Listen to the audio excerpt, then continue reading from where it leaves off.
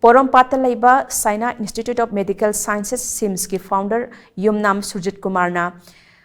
Maheishang Asiga Maheiroi Nupimacha Amabu Nupi Oibigi Izat Manghankhre Haina Pause Singda Phongnarakiba Asiga Maheishang Asiga Karigumba Hiram Amata Mari Leinade Haina SIMS ki principal Chief Dr. N Prabinna Sengdorakli Ngasi Maheishang Asta Pangthok Papaugi Mi Phamamada Dr. Prabinna Tha Asigi Tarahumdoi Taramanga Phawa Maheishang Asiga Suti Oibana Maheishang Asi Oiba Study Tour Amadi Picnic ki Thauram Pangthokhiba Leite Tha Asigi Taramari da Thoki Hairiba Nupa Nupi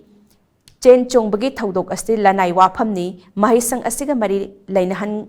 Ganu Oja Ani Ahum Khaktana Maheishang Asi Chalaiba Nate Thaudok Aduda Chennai Hairiba founder additional director Yauna Oja Animak Tha Asigi Tara Tarukta Phamkhiba SIMS ki board members singi miphamna suspend tawkhiba Laikhre Thaudok Asigi Achum Aran Courtna Lephansi Miyamna Maheishang Asibu Lanna Pauthokpiganu Haina Makna Phongdokhe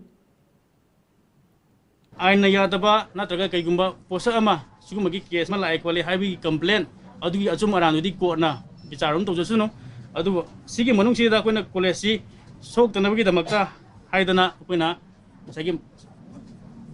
Dr. Yunam Sujikuma Mangang Amadi Dr. Wajis Saha SK Wajis Saha Amadi General Ozani Haibu Ozani say Oza Mupuna Mari say Koles the Leinade Adu Mogi Posi Halmona Paramba posting the gay Aquina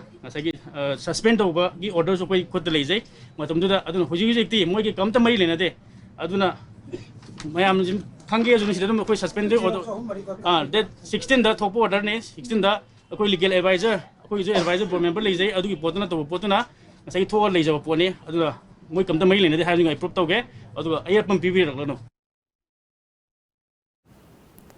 Thaudok adugi matangda Porampat Kongkham Laikai da Pangthok Papaugi Mi Phamamada SIMS ki founder Y Surjit Kumar gi Macha Nupi Y Tomthin Nganbina Mahaki Mabung Ahal Surjit Kumarna Nupi Chelakpa matamda Nupi gi Maikai Yaningdaba Pamdabagi Mami Takhide Harauna Chenbagi Matung Ina Nupi Mayumda Thillaba Matung Hek Yaubaga Nupi Mayumgi Miyoisingna Nupa Mayumgi Miyoising Hanbayaroi Haina Phazinki Nupa Mayumdagi Purakpa Poche Sing Saghai Batanatana Mahak Yauna Miyoi Khara Numidang Pung Nipandagi Nongyai Matung Pung Ama Helaba Phawa Phazinduna Thamki Amadi Phuba Chaiba Tauraki Mahaki Mabung Amadi Nupi Asigi Marakta Hanadagi Hauna Khangna Chanarakpana Nupi Maikaigi wa khaktamak taraga miyamna lanna ubiganu haina makna phongdorakhe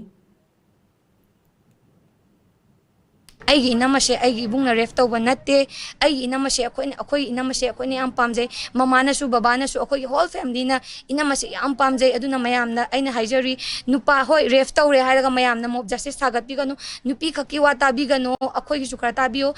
ref tawba haibase munna thidokpiyo ref tawba nupi amaga masan Chain Bahabuga Ketnabale, Mayamna Kanbio, Si Kanbira Kanda, Yengbio. Akoi the inama do hojiksu akoi inama oizagi haizeri aduna akoi inama pinabio aduga akoi dana inama se refto gi balaite refto rogadi akoi Pau Haidok was the Charo Harana Inama Sulamin Nazara Moy, Hojik Shoko Inama Bunang Nigeria, Inama Pinabio, Manipur Prazamiam, the Hizari Egi Nama Seko and Bio, Agi Bung Agi Nama Reftogi Banate, Masama Sayana Nushina Nane, Agi Yum the Pura Kibanana, Hizari Mayam Nashima Tangi.